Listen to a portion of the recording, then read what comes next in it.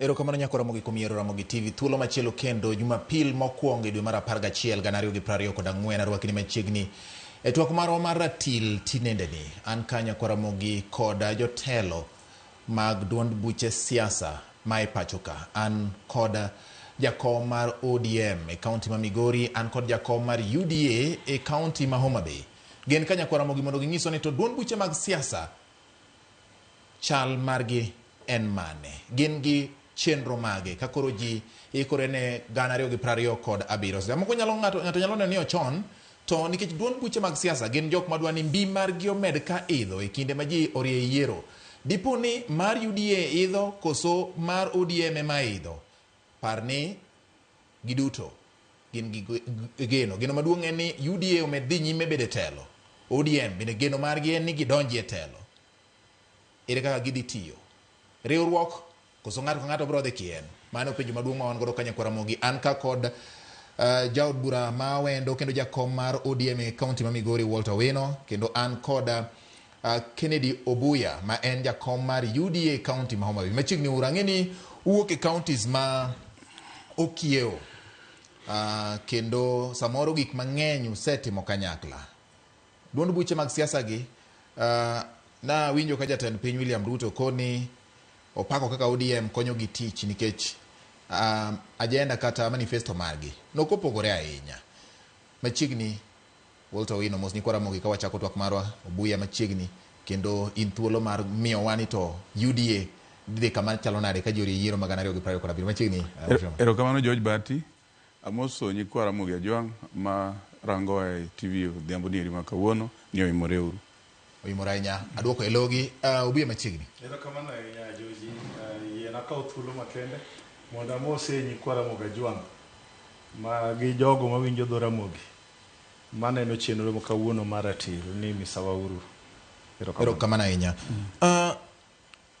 Walter Owino ODM pod nigi mbi mare Nyanza kaka ne en koso nitie kaka bathe moro ilwere kiling'ling gi UDA ODM pod nigi mbi mare kaka ne en to kendo aparo ni mbi mare medore moloyo kaka ne en ok ane ang'o mamedo mbi mare we reorganize ourselves nitie kaka wachako loso ODM koro manyien kitemo ng'iyo ibiro nwang'o kaka jotelo manitie ODM sani momako wirwath gin joma nyien ma ok joma nitie chien kachacha to kendo nwang'o ka gin joma thoth gi joma tindo nyiso ni ODM nitie kaka koro dwa bedo motegno moloyo kata kaka osetegno pile pile.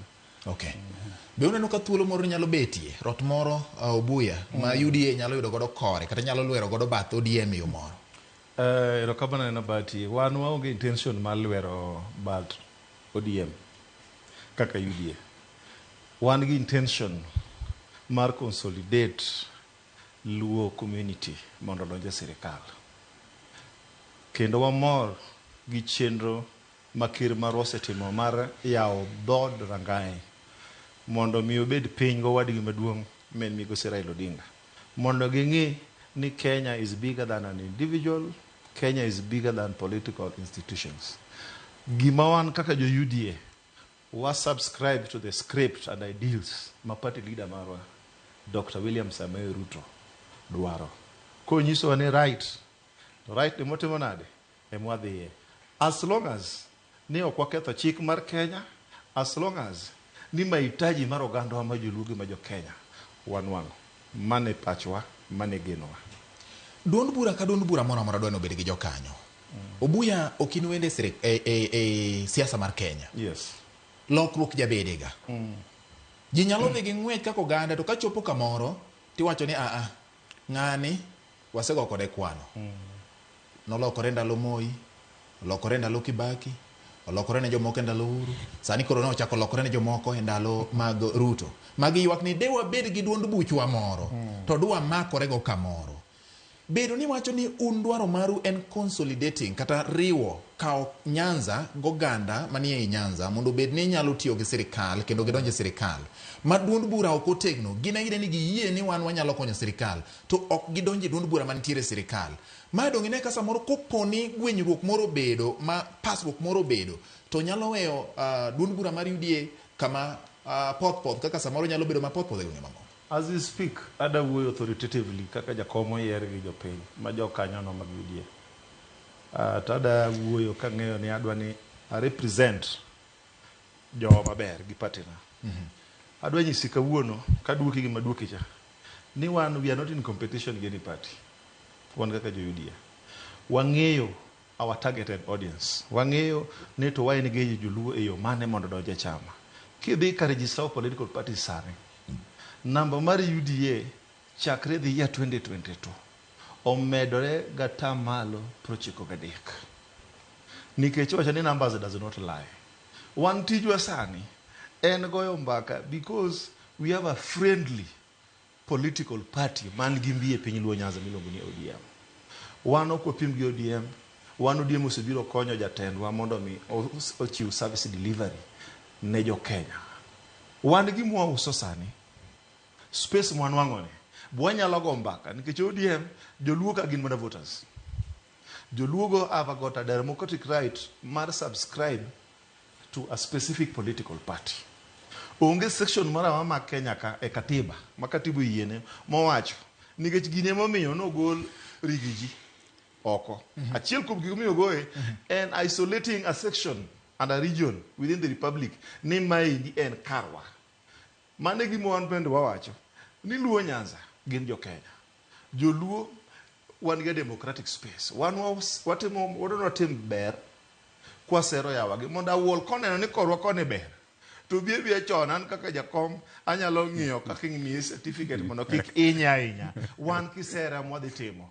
Both the political elite kod the ordinary citizens. Okay. Walter, consolidate oganda. Kata manyo kaka keto oganda ni koro wuotho kamoro achiel to konyo sirikal.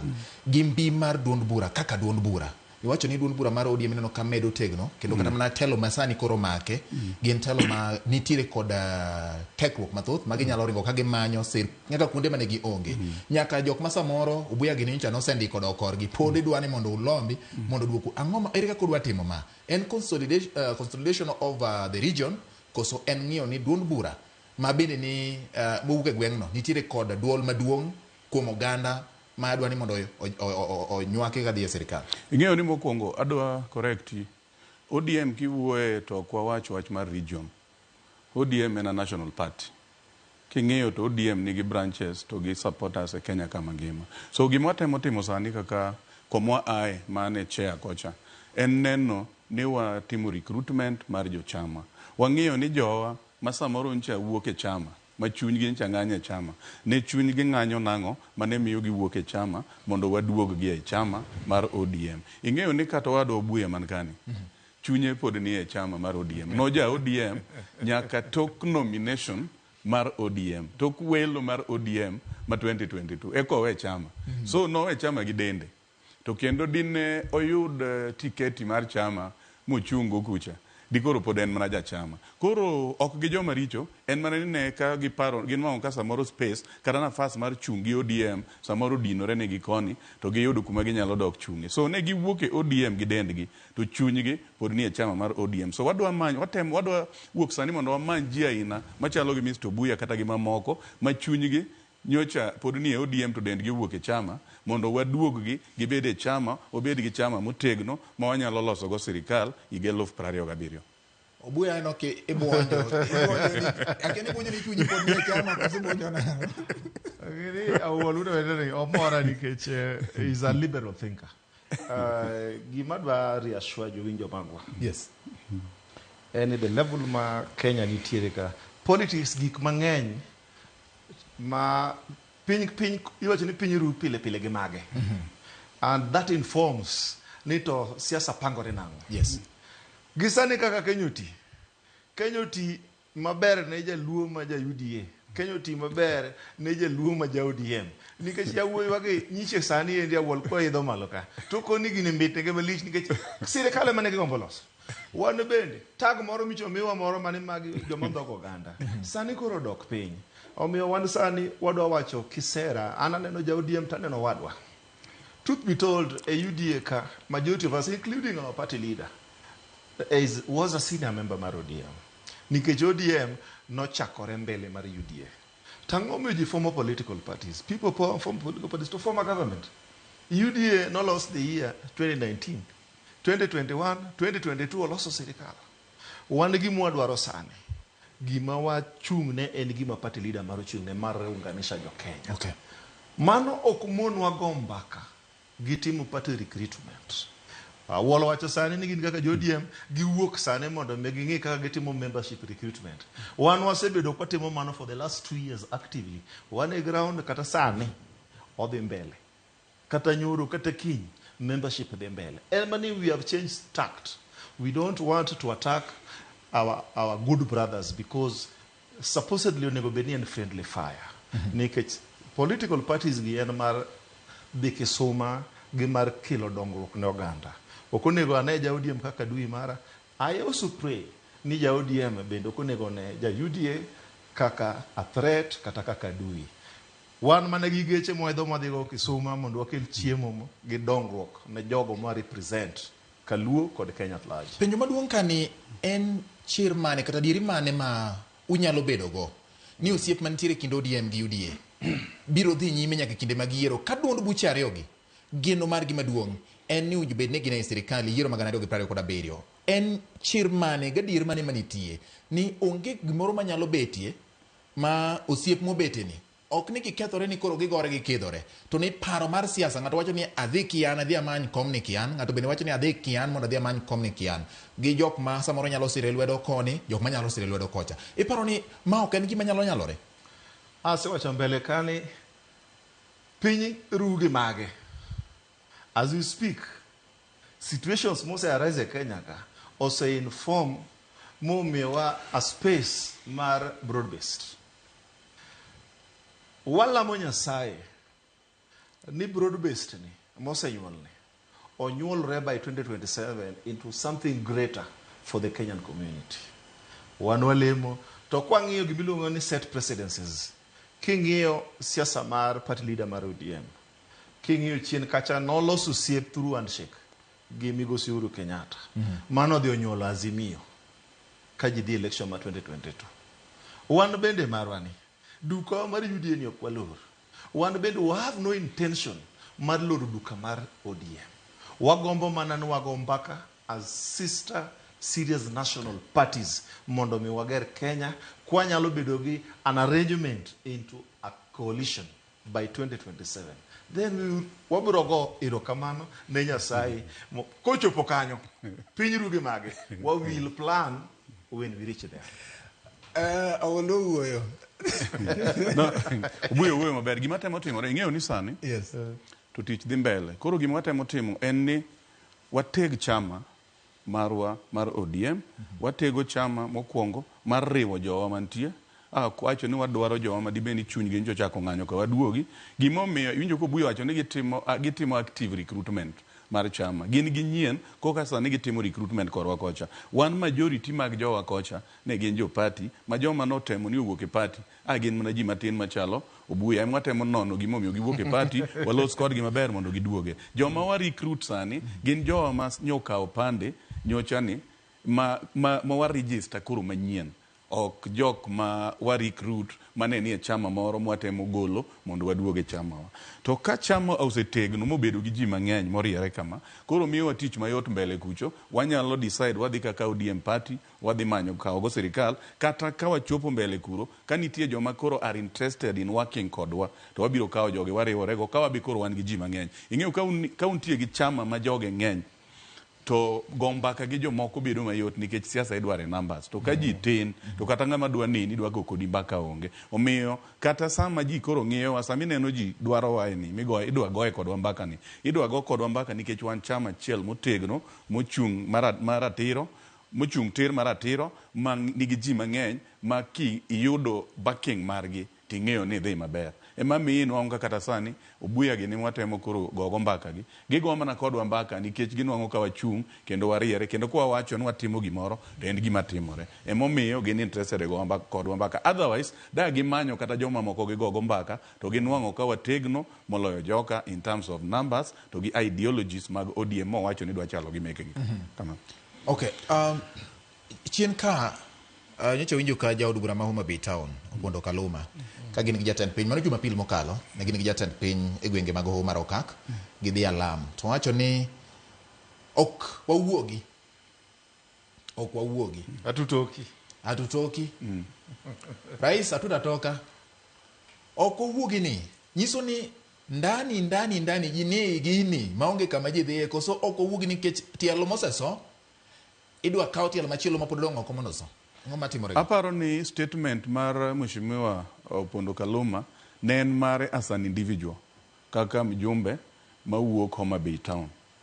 Arrangement ma wantie go gi sirikal matiyo sani pok wa sign gimoro amora manyiso ni wadonjo into a coalition agreement ne wa sign gi parties moko ka Azimio March 2022. Nuneno kako bedo signed to ne ji ni mbele ke ICC kacha kendo ne ji ogo e lwetgi. Sani gima otimore kindwa gi sirikal ni wan gi some working arrangement ma wakawo jowa ma experts jolony moko mowuok karwa awatero kocha mondo kony loso kata tiyo ne sirikal mondo gik moko timre maber. Ka nitie winjruok ni wadwa tiyo kanyakla makoro ji wacho ni ok wuogi to biro timore kuro. Ka nitie mbaka madhi mbele onyalo bedo ni odhi mbele to en gima no kanyal wuoye gi position mantie. Nitie joma nyalo duoko penjo no but gima ng'eyo ni as a party ODM pod en a minority party kata i bunge kucho ma ka sirikal ok tim gik mabeyo to pod wanyalo mana kosoaye. Omiyo kane Honorable Kaluma wacho ni ok giwuogi kuma ok giwuogi en mong'eyo to ok ni ODM osedonje sirikal koro ok giwuoge sirikal. Obuya Walter wacho ni ene mong'eyo kama ok gido wuoke ODM pok odonjo sirikal pod gine minority party e parliament kendo pod gisiemo wang' sirikal ka sirikal ok dhi makare kata kamano jogi moko to nitiere e sirikal ma temo konyo sirikal mondo owuoth e yo moriere.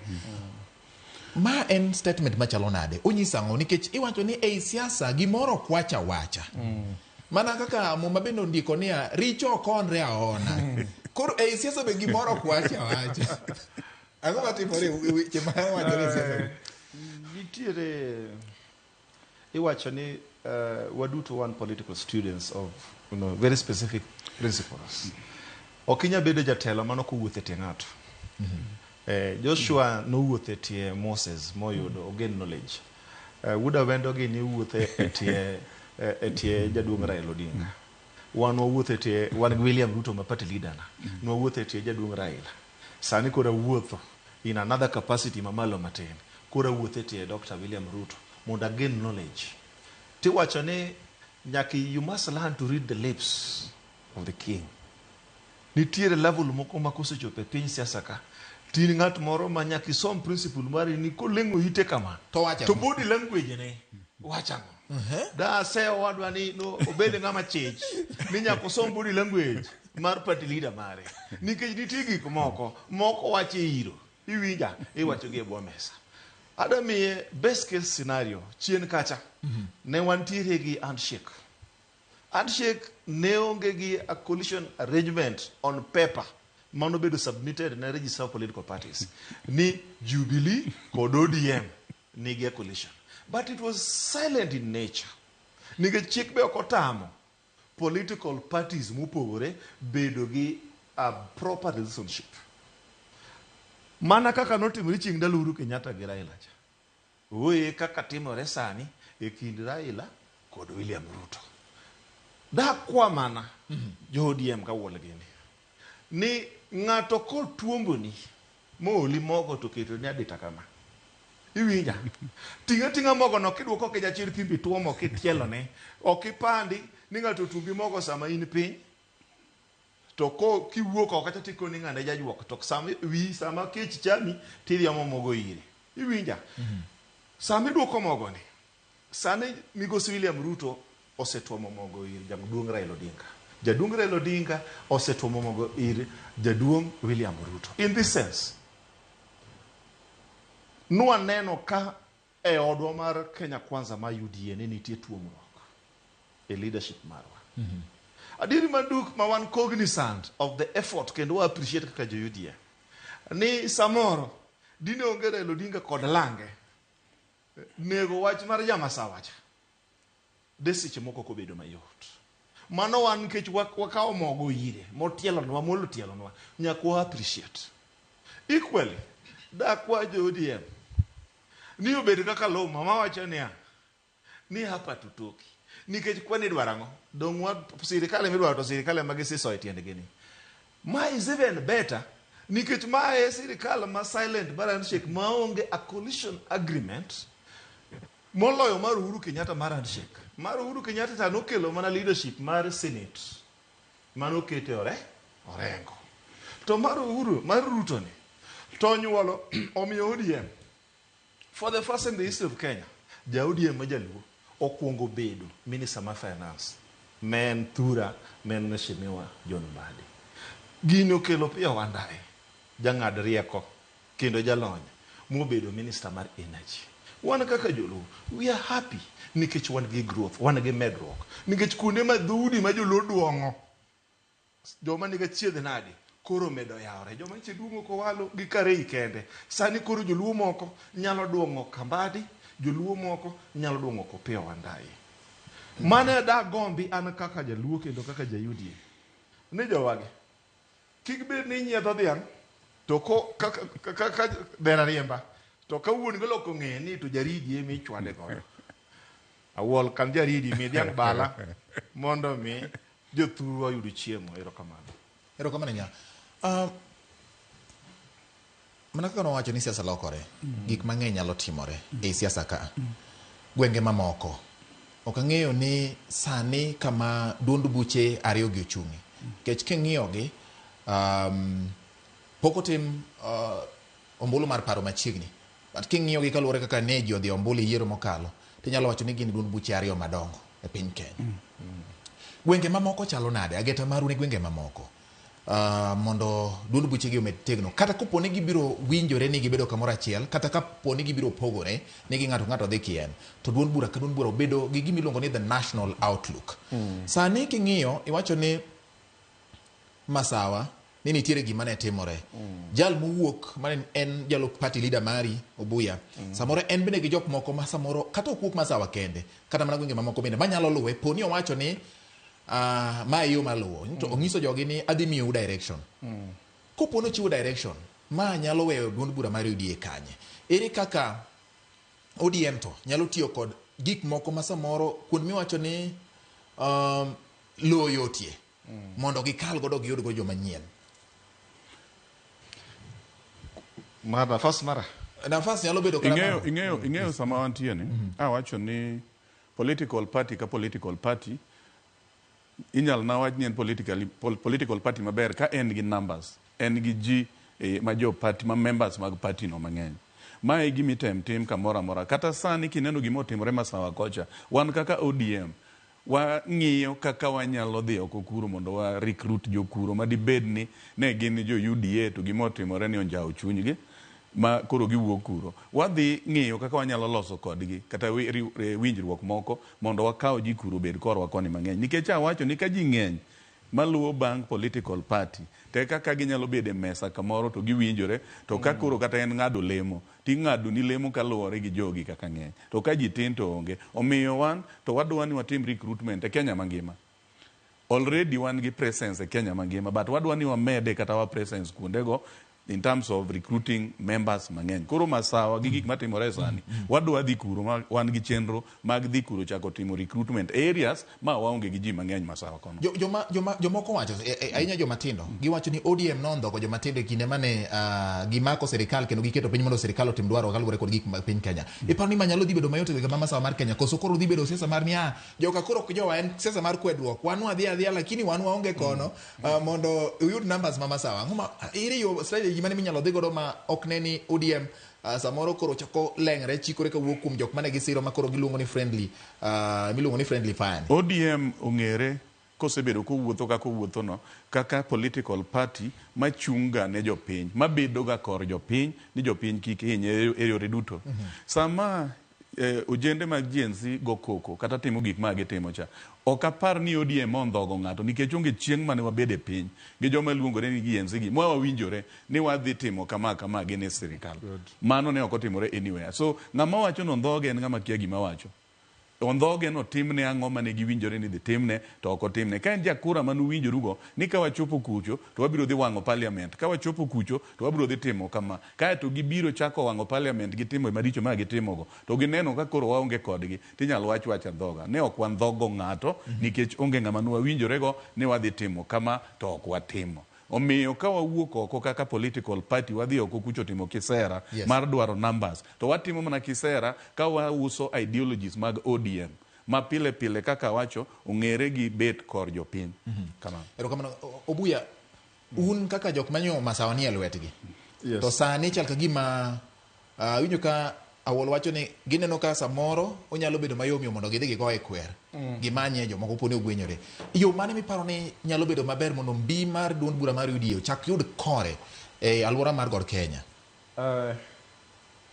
Gi kaka ng'eye gi kaka nene bet asebudho e siasa ma Kenya ka sani oseyiera Nairobi ka ma bedo leader mar cosmopolitan area.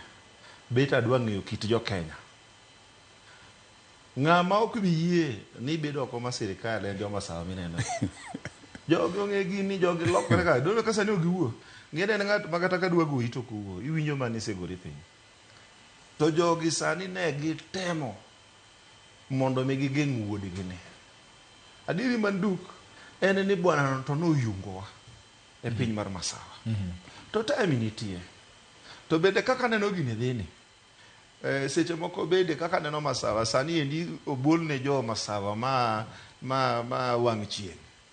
Obolnegi gimoro. Seche moko masawa ma imbo seche moko gine ma ginyalo ywak ahinya to be ok gibi ywak forever. Gi jomo ng'eyo kaka gi evolve gi situations kaka arise. I am very sure ni nitiere ker pod dong' gosiepe motegno ma e piny ma masawa. As time goes by Nyasaye biro heal chunygi to nikech ang'eyo ne gin jok moko e opposition ok gibi yie ka gineno ni mano ema dhi ketogi oko ma opposition to gibiro manyo jaduong' William Ruto. To ang'eyo kaka ng'e chunye is out to unite people, ok obi isolate ja Kenya mora mora kata obed mana ma masawa kata mabet kamano. Okay. Awol gima ni wacho gimoro motelo ni gimomiyo samoro Obuya nowuok e chama en ni samoro ng'ato neno ka ok otimore kaka no paro. Ma timore e kinde mag welo mag duond buche miluongo ni nominations. Osetimore duond buche mang'eny. Ywak mar Omaya omiyo Omaya ong'eny e kinde mag welo. Iri kaka duond bura udhi tiyo mano ni ma ok otimore yiero ma kata welo mamoko mabiro nikech ma bende ne yo achiel manyalo miyo jokanyo dok piny kaluwore gi nyiso ni ok gimor kod kaka itimo welo gi weche mag duond bura. Ere kaka ODM dwa timo ma kata ere kaka resruok nyalo bedo ne jochung' mani kod geno magin jokanyo mag duond bura? Ing'eyo ni ndalo mitimo nomination jochung' mang'eny to ndalo mitimo welo to ei jomochung' ginyal gana yier ng'at achiel. Iyudo ka kom achiel kata mar mjumbe nigi jochung' 10 to jochung' 10 gi dwaro kom achiel mar mjumbe ni. So ka gin e chama achiel to gidhi e nomination to ok ginyal yude gite. Nyaka jomoko dong'e ni ok ng'at achiel oyombo ji jomodong' gi oyombi. Jomodong' gi ywak ga pile.